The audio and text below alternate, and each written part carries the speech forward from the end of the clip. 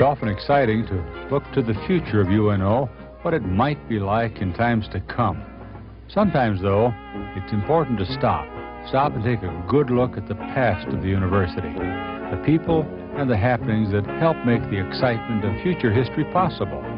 With this in mind, join me for Reflections in Time.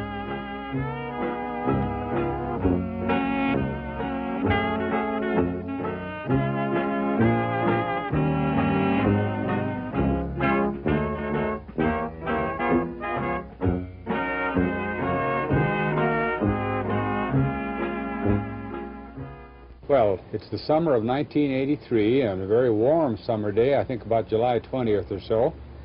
And I'm sitting on the nice porch of Sylvester Williams and his good wife, Helen, retired from our university after many, many long years of service, in a home where they've lived all the 30 years they've been at the university and here in Omaha. And Sylvester joined me to talk for a while about what we call, historically, reflections in time. And Sylvester, the thing I'd first like to talk with you about and have you tell our friends who may be watching this tape from time to time in years to come is a little about your background, where you and your good wife came from, and some of the years before you came to Omaha. Well, we both met at Carnegie Mellon University 66 years ago. Of course, the World War came along in between there, and that extended some time. So we were married at 63 years ago. I was still a senior in school, but had lost time in the war, and then I lost time going out to Colorado to help replace a gamma radium for Madame Curie to carry on radiation studies. Oh, is that right? And I got out of the service, and they were going to make a school year, whole year in 5 months, you know. What year would this have been? About That'd be 1918, the fall of 18.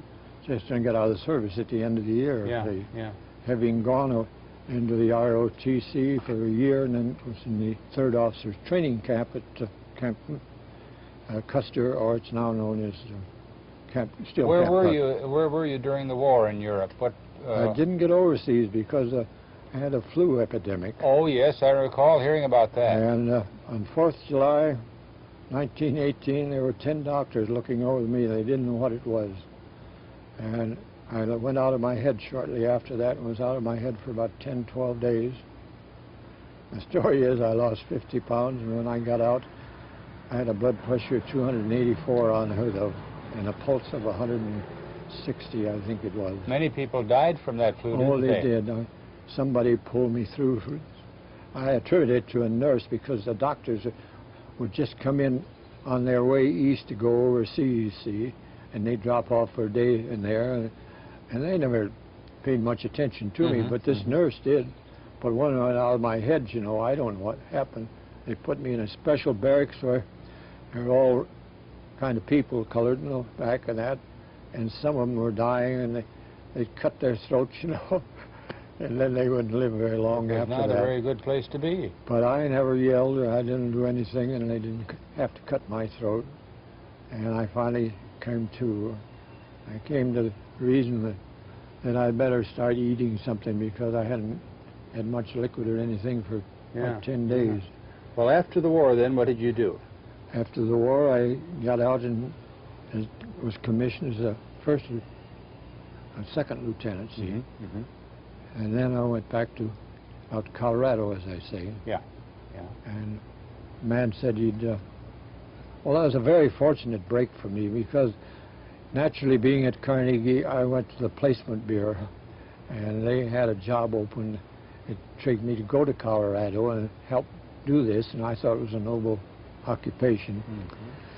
And after this man, Flannery, I met him first. I met his colored fellow, took me back to his private secretary, and then his secretary took me over, and he came out of the office, and he was a big Irishman, and invited me into the office and told me to sit down at the back of the room, and he went up and sat down at big tables in front of it about 20 feet away.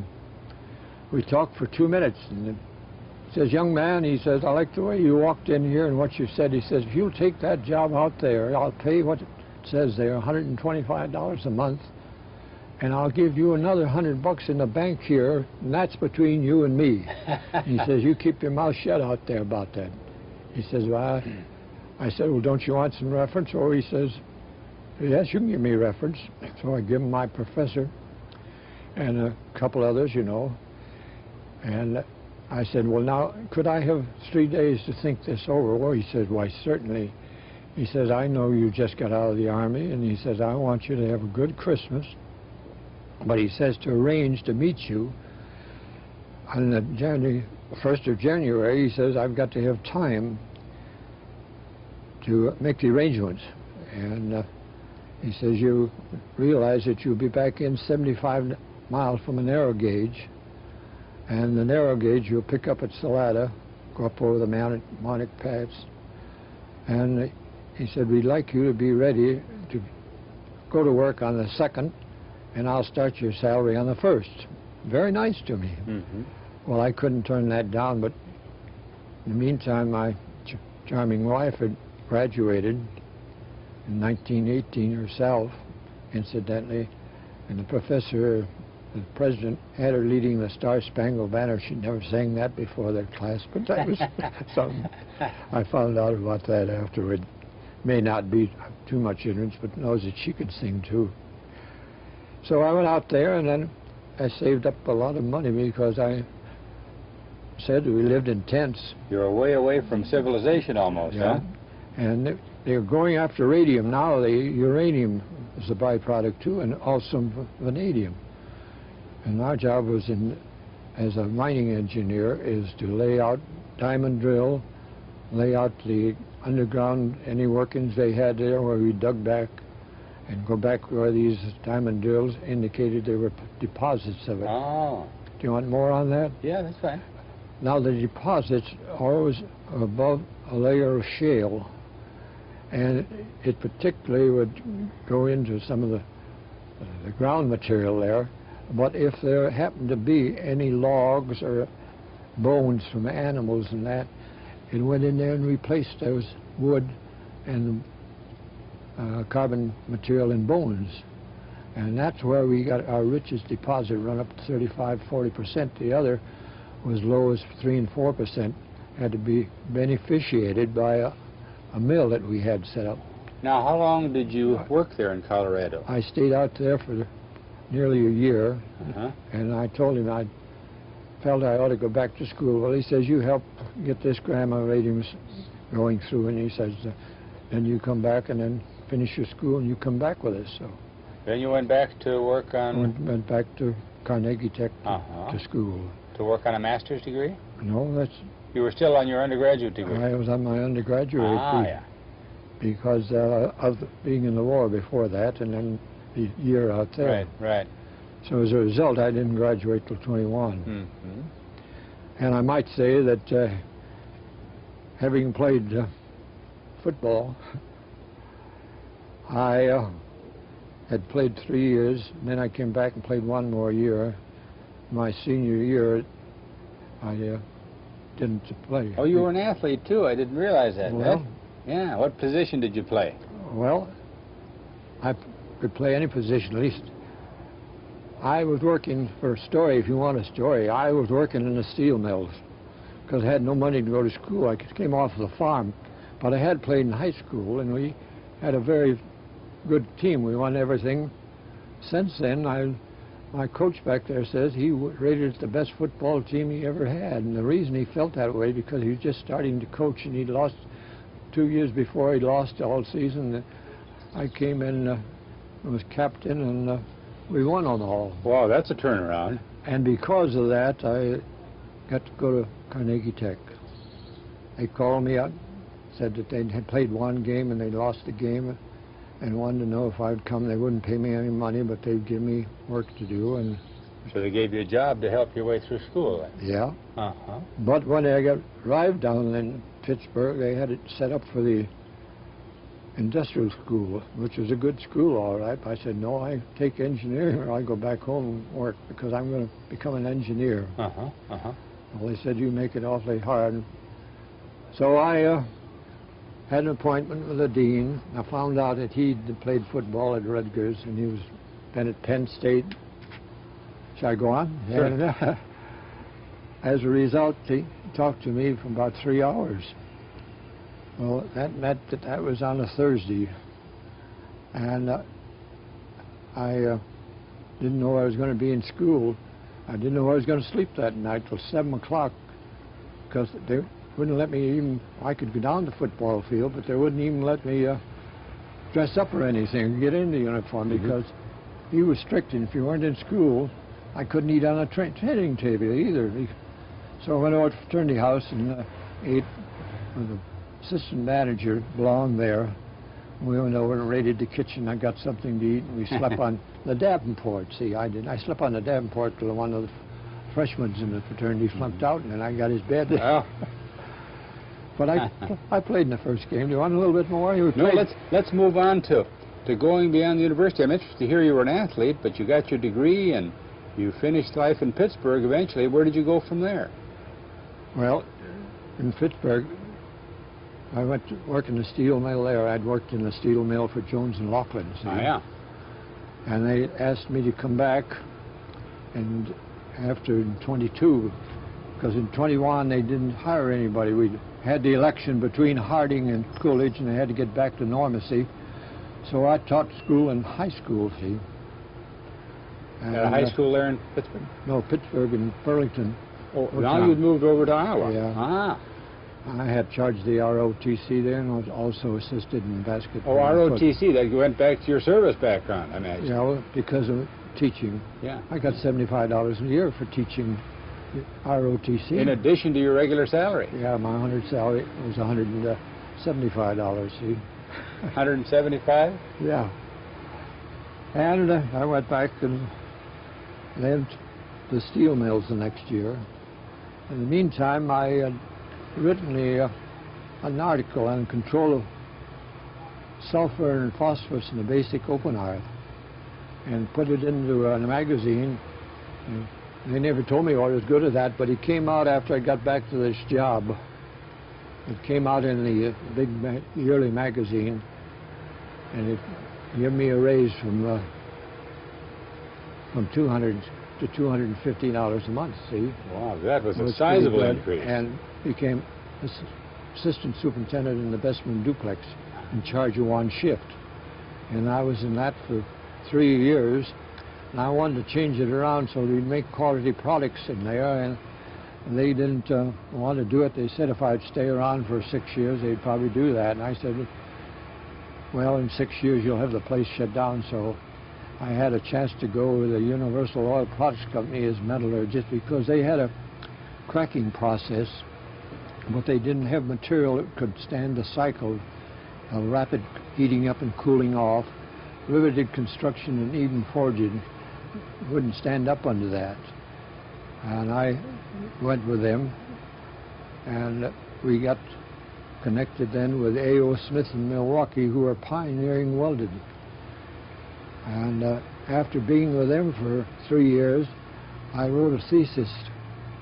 Having been out of school for 6 years, I was entitled to write a thesis to get my master's, see. And I wrote the thesis on the fluid fusion of high temperature and pressure oil cracking. What year would this have been invented? That would be in 1922. And, no, that was 1925, pardon me. And they gave me my degree without any question at all. And I followed welding then with A.O. Smith, and we went into not only pressure vessels, but we went into manufacture line pipe. I'd ship pipe for National Tube Company in Lorain, Ohio.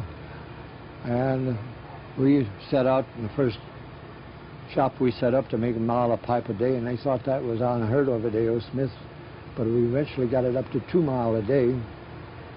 And I kind of worked in as a quality control man in there and service man. And we had done so well, we at A.O. Smith put up a 8-story air-conditioned building with 1,000 scientists in it. The object of it was to bring out 3 new jobs a year, new teams, new products, you know, to take care of the expanding population, engineering and science and so forth. This is in the 20s now, about mid-20s. Yeah, and it is also to lift the burdens Mr. Smith's idea was to lift the burdens from the backs of people. That's the theory of the whole thing. But the Depression came along and cut off our bonds, and then I had to disappear with the 1,000 other scientists there, down to a small group. And I went right off of that payroll onto a payroll to change the Struthers Wells fabricating shop from riveted construction to a welded construction. Is it still in the Milwaukee area now? No, I moved to Warren, Pennsylvania. And I stayed there for 3 years, and A.O. Smith asked wanted me back, and he come back, and I gave the Struthers Wells people 6 weeks to think over and meet the salary, which was double what I was getting there. They didn't want to meet that, so I went back with A.O. Smith. And that tells that story. Times were getting better now then, and yes, they were able to do some of the things they'd wanted to do before you left. And we were expanding the pipe and casing and other products there. And we were also applying to be able to make bombs and ammunition for the You were with country. A.O. Smith quite a few years then, weren't you? Well, from 25 to about, except the Struthers Wells, and then made this other. I was with them about 20 years altogether. All right, and your years with them were productive and interesting, and then where did you and your family go from there? Well, I went back with A.O. Smith. Yeah. And I was signed in Chicago as the Northwest Engineering of the Northwest Territory, and also as sales manager of the oil field products division. What year would this have been in? That would be in 1924. And I eventually followed in that. And when the Korean War came along, you see, after the war was over, I went back to Smith's on that. Mr. Williams, we were talking about your life with A.O. Smith. You spent, as it turned out, lots of years with him, didn't you? Yes. I was meeting with a patent attorney in a big group at Evanston, Illinois. And after my experience there, I made a remark in a group that I would love to set up an engineering department in the Midwest, someplace where I could get a hold of farmer boys to turn them into engineers. Yeah. And I didn't think too much about it. But in that group was Dr. Edgar, who ran the College Placement Bureau in Chicago. And right shortly after that, she had a call from Dr. Bale for a man of my nature. Ah. And I then was called upon to either put up or shut up, as far as that's concerned. And I accepted an assignment here as a full professor to come out here and start the engineering department at the University of Omaha in 1953. 1953. I had a Quonset and 2 instructors, and they divided the Quonset in 2 halves up about 12 feet.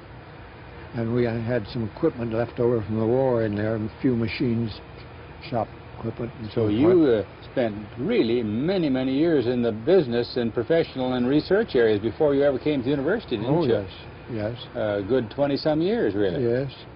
Good enough it's so that I could have gone down at $35,000 a year instead of coming out here at $7,000. Why did you decide to come?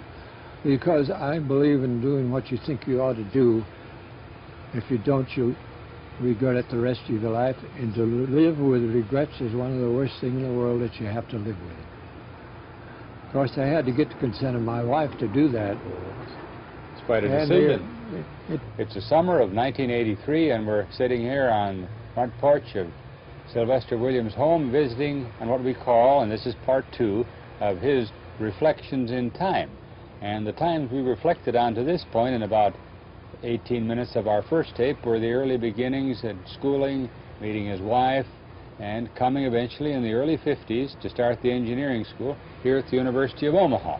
Now let's go back to those early years, and let's go back, if we can, this is a tough one though, to about the first day. What is your first remembrance of the university? What struck you first when you came here? Well, I was impressed by the main building, but I wasn't impressed by the Quonset it was assigned to start the engineering department in. One of those temporary buildings. It was left there when there was an airplane on the outside there, and so forth, and there was a small amount of machinery inside there, and it was divided where there's a drawing room, and then there was a machine shop that's over there. And coming out of an air-conditioned, very nice office and everything, setting into that. It's quite a change. But it's what I wanted to do, and Mrs. Williams backed me up in it and tolerated it. And I was fortunate to locate a quite nice home here near the university. Yes. So that I wouldn't waste time going back and forth to college. Yes, you're easy walking distance from work. And I could take care of it because they told me I would also have to teach nights, you know, some of the classes. That was all satisfactory to me. Now, the department, as you said, as you started, was pretty small. It included you and who else? Brown and Durant, and two. Mr. Pruitt had left for years absence because of his daughter's health and gone back down into the South. He came back a couple of years later, as far as that's So you were you were a department in the college. Which college were you in? Under Dr. Helmstetter, and known as the Applied Arts. Yeah. And the Applied Arts had been established, but there was no engineering in it. And I was told by the people from the Liberal Arts College that they didn't need an engineering department at the University of Omaha. They thought the College of Fine Arts was not fine arts, but just liberal arts was all that they needed there. But Dr. Bale, I assume, had demands from people downtown in Omaha for engineers. And insofar as I had done a lot of business with the Northern Natural Gas Company, as well as other gas company, and actually been charged with a quality control on 88,000 miles of line pipe alone, just line pipe. Yeah. You don't think of that, but that's a lot of That's a lot of miles. So that Northern Natural knew they, and one other big engineering feature I had just completed here was the Quaker Oats plant down on the river. It was as far as my equipment went into, it was $1.5 million contract with these big furfural digesters, 16 feet in diameter, which had to be specially escorted all the way from Milwaukee, A.O. Smith, out here and overland. So you had lots of knowledge of Omaha before you ever came here to be a part of the faculty. Oh, yes. What sorts of students were you getting from the practical sense in the applied arts as you began? What kind of young men and women did you have? Well, the ones that I met I thought were quite devoted. You might be interested to know one of the first ones was Harold Davis, who's now dean over there and had my job. He started in the second year here. I can show you a letter I got from Jim Turner yesterday telling about him starting here. He's sales manager for a big company out in the West Coast. I hear from Larry Larger out there. I hear from a lot of the boys as far as that. But I was impressed in the treatment that Dr. Helmstetter and his wife give my family, and the general acceptance by particularly John Lucas's department. It seemed to be just off the record. It was Dr. Payne and Dr. Harper said that there was something wrong with a man that didn't have a doctorate degree could come on here as a full professor. And secondly, there's something wrong with the country because truck drivers are making more money than they were. Well, I said, gentlemen, do you think you're competing against truck drivers teaching English here or philosophy? I says, you're devoted, competing against devoted people. And it says, you should remember that some of those devoted people don't have a salary at all. He says, what do you mean? I says, don't you know something about parochial schools? I says, there's the sisters and nuns, and we've had that in our society. Competition between the parochial colleges and schools going on, and it's been good for our country. I says, if you're not a devoted person, you shouldn't even be teaching. I let them have that. But they... there was some irritation on this practical kind of... But to sum that up, I made a Christian out of them, most of them within 10 years. After a while, they accepted it. Yeah, I was very fortunate, too, because the Sputnik went up, you see. Yeah. And when Sputnik went up, why, everybody said we got to have more scientists, more engineers. Now it became popular, didn't it? Yes. Well, I said, I'm always ahead of the Russians as far as that's concerned. Sure, we need engineers, and it did help me because there was also people, veterans coming back from Korea, right, right. And I sold them on engineering, with the idea that they'd be able to get a pretty good salary and get out there. And from my own experience, that I would like to recommend that field to them, and I did sell it. And it wasn't very long before my engineering department, which functioned under the applied by combining courses out with John Lucas there. In the business school? Yeah. We had a setup there. It was very popular. And a combination of business and engineering? Yes, very popular. What kind of a degree? Was that? Did it have a special name? Or? Well, I don't know if it had a special degree, but I think it was a, you'd have to ask Helmstetter what they called it down there. That was in the 50s, wasn't it? But I can show you a picture downstairs. It would be interesting to you, showing what they thought about it. You maybe ought to take a picture of that. Maybe we should. It shows the early days here. Now, speaking of those early days, in your early days here in the 50s, what do you remember about the school generally? It wasn't very terribly big then, was it? About 4,000 altogether. Yeah. But it started to grow. What was the reason why do you think that it really started to grow a bit? Well, in my opinion, after World War II, it seemed to be a demand that if you were going to accomplish anything in our society, you had to have an engineering college degree. Became rather popular, didn't it? I noticed that after World War I was when you even thought about going on to college. If you got through high school up to I would say 15, 16, if you got through high school, you're doing very well. Oh, yeah. And there was demand for you. And in many colleges, high schools, they would have what they would call English scientific courses. And that's what I took in high school. English scientific courses? In high school. And it was I would say my strongness in physics and mathematics and so forth, and enabled me to get into Carnegie Tech because I was there came 3 weeks late, you see. They played a game, and I was 3 late coming. But I practiced that all the rest of the way through school. I never came on, but after school had gone on from 3 to 4 weeks to earn more money to go to college. Now, as you and Dr. Bale and Dr. Helmstetter helped get this engineering school going, how did it grow? In the early stages, I imagine the students were few, but they were dedicated. You mentioned something, but it started to really grow, didn't it? It grew quite fast, particularly, as I say, because of the what I was talking there. Well, Dr. Bale was right in thinking there was a need for engineers here locally of the type you were going to prepare, right? He thought that, but there's also the fact that the people downtown demanded that. And he checked into what the people at Quaker Oats thought of me as an engineer. Some of the things you had done already. And I gave reference to the principal of the high school back in Burlington, Ohio. And the reason that I got a pretty good job there was that my senior year in college, I taught federal board men, wounded men from World War I. And I taught them mathematics and science so they could get into the engineering college, and that was good practice too.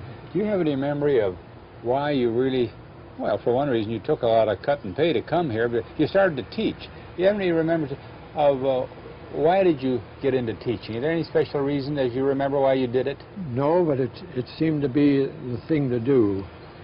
I don't know, I think maybe it ran in the family because I might say that there's a lot of Williams has been connected with colleges in the East. Is that right? Yes. My family, Williams, has started Williams College. I was wondering about that. Now that's an old, historic, fine school. And not only that, but also Smith College. Now they're both in the eastern part, or western part of Massachusetts. Yeah. And they wanted to set those up in more the reasonable center of Massachusetts, and Harvard and the law school and prominent schools in Boston said, no, you go clear to the west. So they drove them actually out of the state. But they did set up. And then there was another one in Mount Holyoke was set up out in that section. These are all relate to your family background. Yes. And people in my family. So you come from a history of professorships, right? There was one girl that ran Mount Holyoke, Myra Mead, her name was. There's a Mead thing there. She impressed me as quite a wonderful person.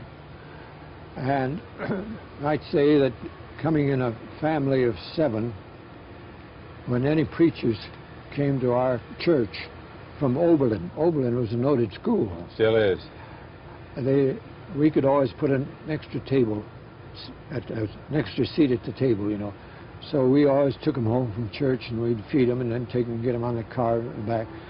So as a young kid, 4 and 5, I got to meet a lot of, You were just a little boy then. Yeah, but they're pretty well-educated people.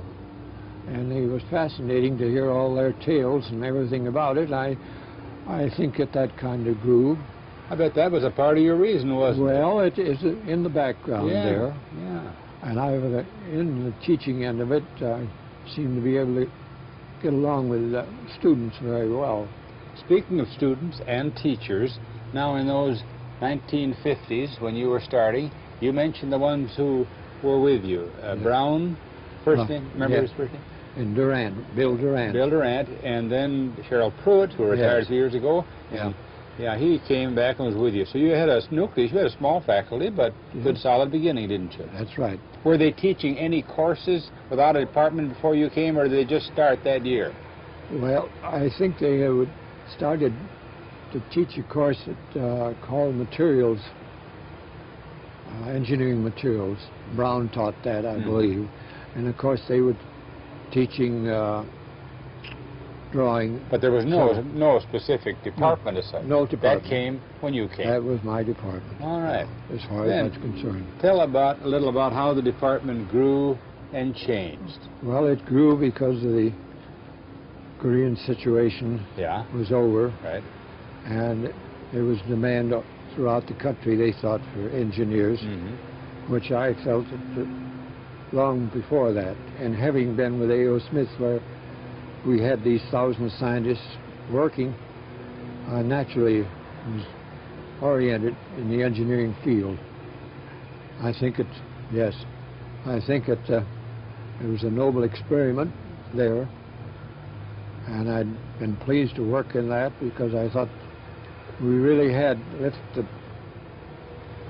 engineers lift the burdens from the back of people. Yeah, that was a good statement. Now you say you put it into automatic, you got robotics coming in now and all that. Yeah. We had a plant at A.O. Smith there that turned out frames for automobiles. Every 7.5 seconds was a complete frame clip off the end. All automated? It was all automated. What year would this have been, Sylvester? It was started after World War I. Is that right? Got going in about the time 23 and 24. Yeah.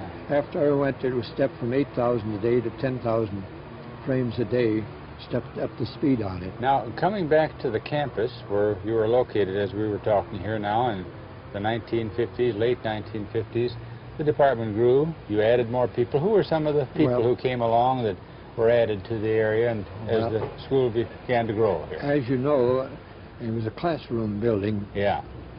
Called the classroom building. It's over there now. It's now known as the engineering building. But Dr. Bale wasn't sure about the engineering, and it was just called a classroom. Yeah. That's all. But that really became your college building, and you ended up with a nice shop and lots of things over there, didn't you? Yeah, it was we got more. I got a lot of material out of Glendale Martin down here. Tell us a little about that. How did we get all that? Well, I knew what we needed, and I went down there, and this man that ran there had 2 sons in college. Now we're talking about the Martin Bomber plant, aren't we, down at what is now Offutt Field? But the man that ran the bomb down there and had loaded up with this material had 2 sons going over here, and he kind of favored me. Any good material he was interested in the university. He tipped me off when I got down, so I got quite a bunch of excess material from What kinds of things did you get? Well, we got lathes and welding equipment and other things that were necessary in the engineering field. Now, when you say get, you meant that they gave them to the university? They gave it to me. And, of course, we immediately then, the new building, set up the Glen L. Martin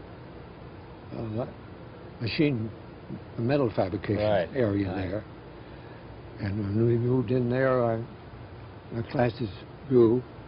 And I might say another thing that helped us was at about that time, the bootstrap program started. Yeah, I remember the bootstrap program well. That was a fine program, wasn't it? It was a very, and incidentally, I think we should give Criss LeMay a doctor's degree for what he did for the university over there. Yes. Because that money helped us there. The head of Strategic Air Command. Yes. And they encouraged us and helped start this program, didn't he? Yes, and these boys, these commissioned officers and so forth on there, in my classes, I was loaded with them.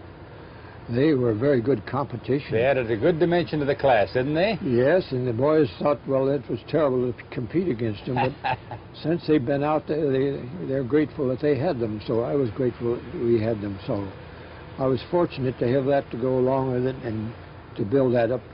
And, of course, at the age of 62, I was supposed to retire, and I did retire and signed it.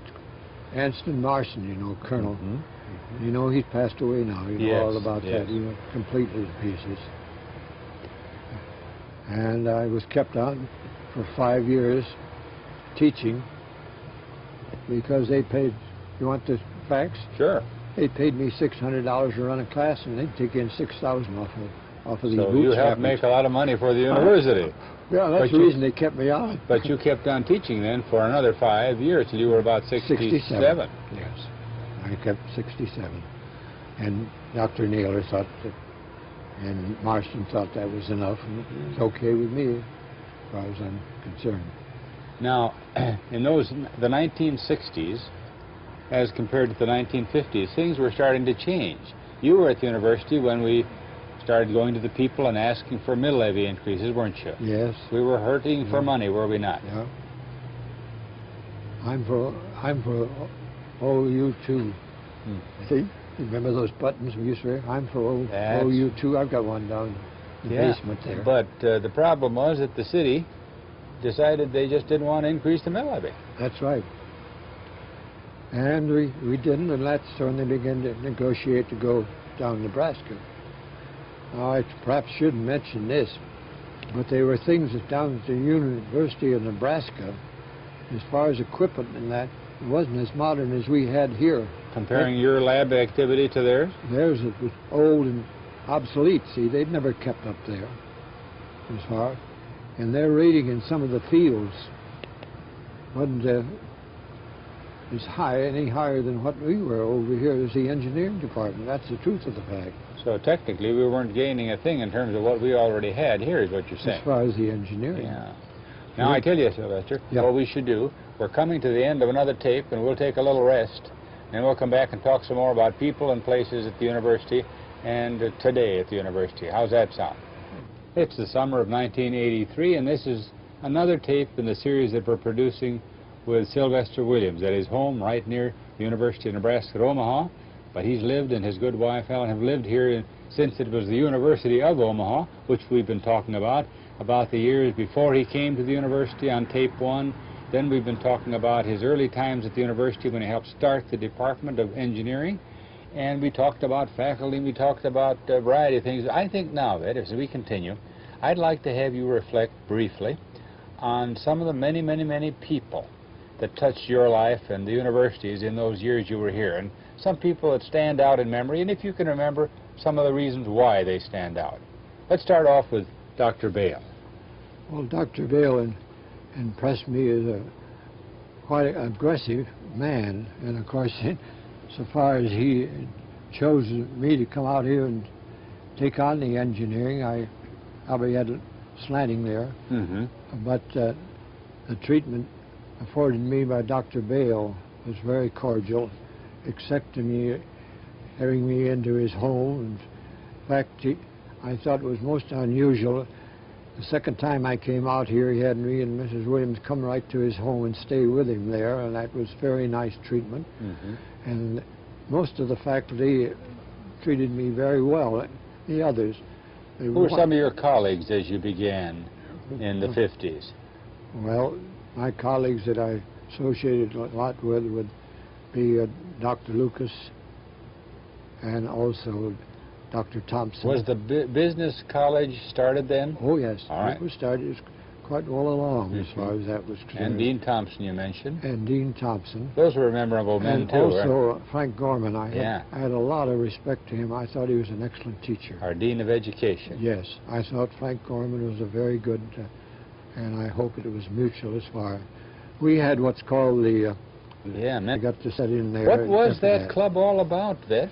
Well, it was supposed to be started by Dr. Payne, and we I bet it was. We were to discuss philosophical topics and also our own particular fields. And Dr. Bale didn't attend, only come in once in a while, but Payne was always there, and Dr. Harper was always there. Was Payne often the moderator of whatever went on? He generally was the moderator. You had lunch and then you talked, right? Yes. I think it was a little shocking to me. I shouldn't say this, but I knew the Payne family because they came from Wauwatosa, a suburb of Milwaukee, where I had lived. Right. And I knew his sister, and I knew his brother.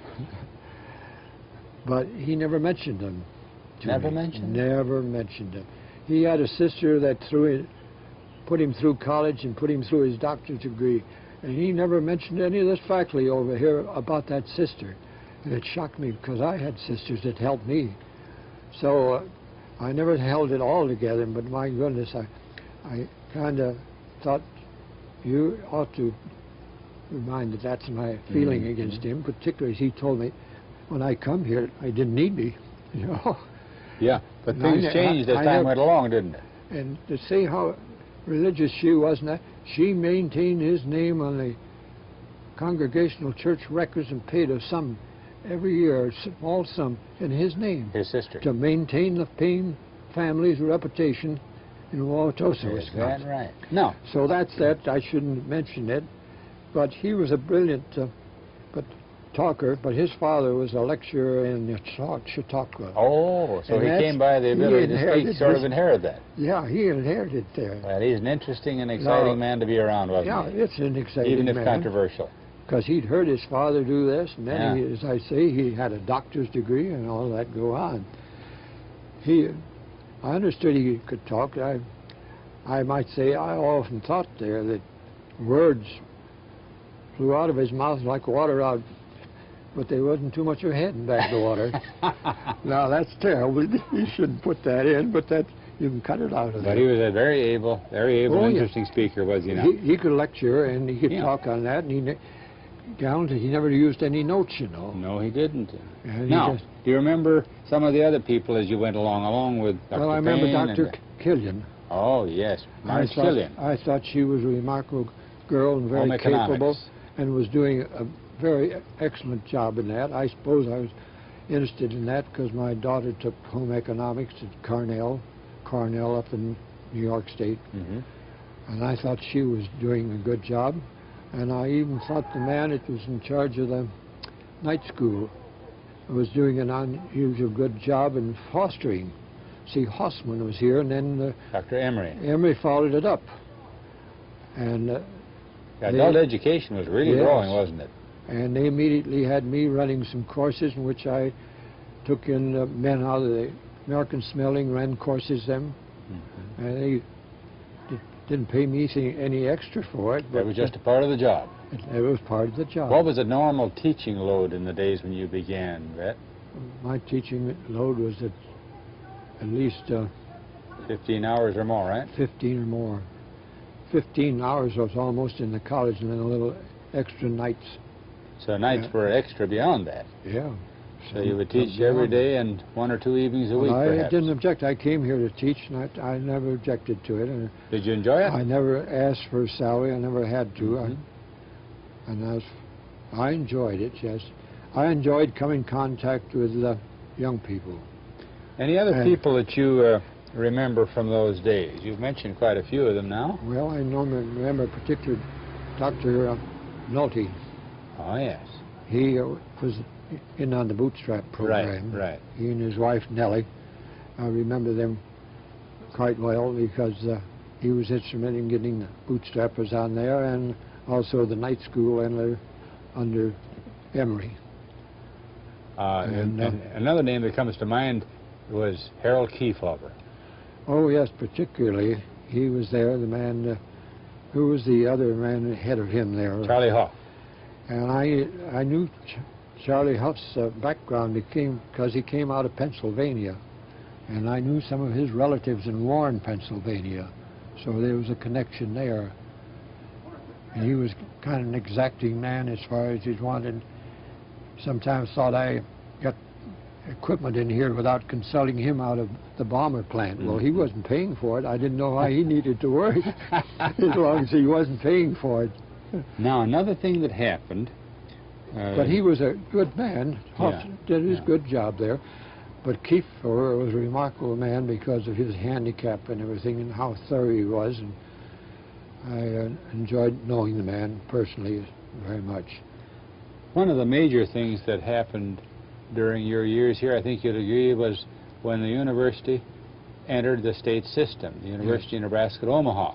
That happened about the time you retired, but you were here during the time when it was coming on and you knew it was coming. What are some of your feelings about the merger, Ben?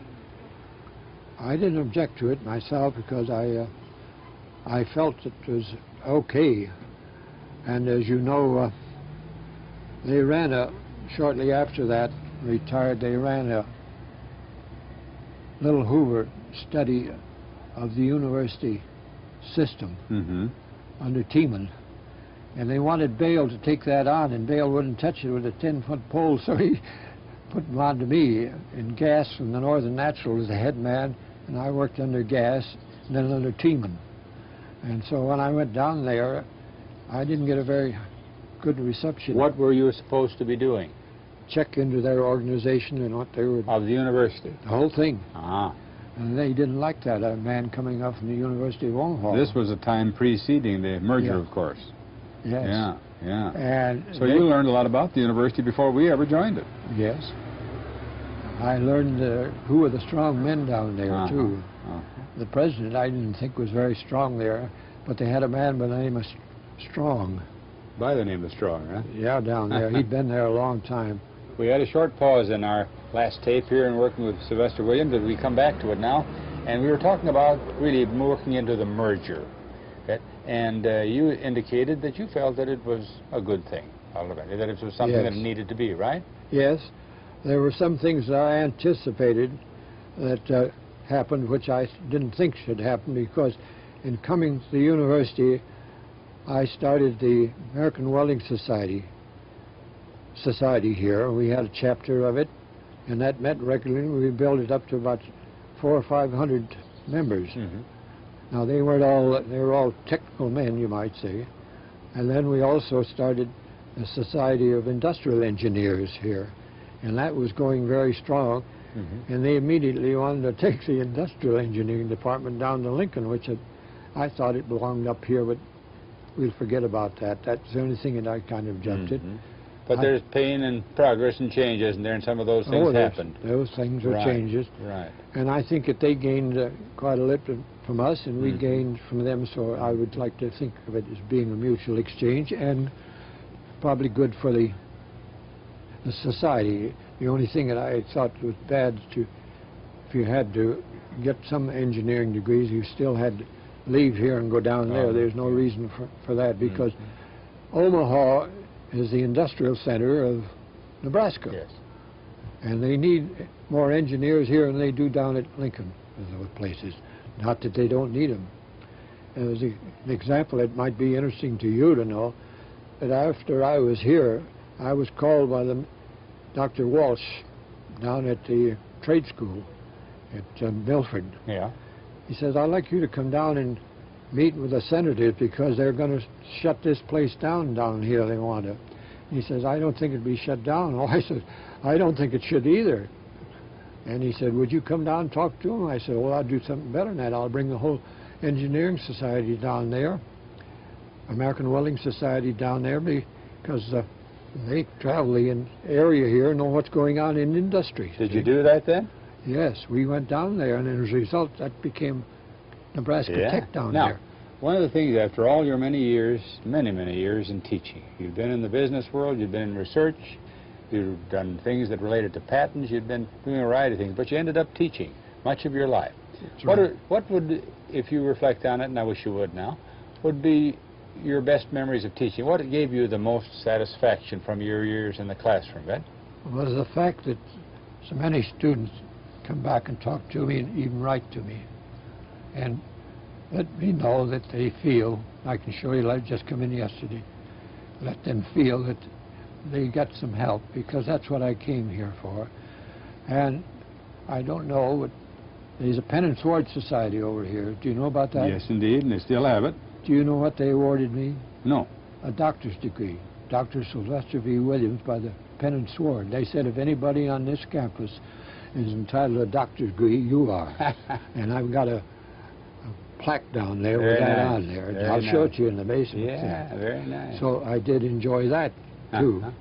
But I think that anything that fosters education, for instance, may I put in something here? A lot of people in teaching always say, you got to study, but they never explain what study is. You want to tell me what it is? No, I'll have you do that. Study comes from the word studs.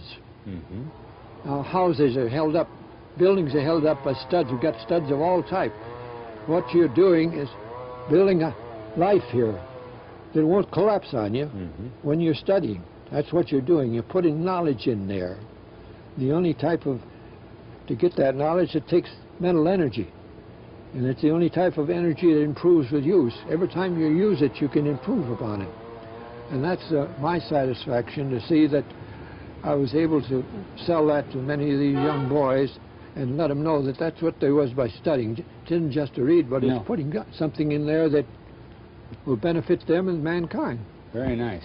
Now, you mentioned as we began on the first tape that we did in our little series here that you've been married for a long time. And I think at this point we'd like to let everyone see that knows her, your lovely wife, and we'll show them the picture. We'll insert this a little later on.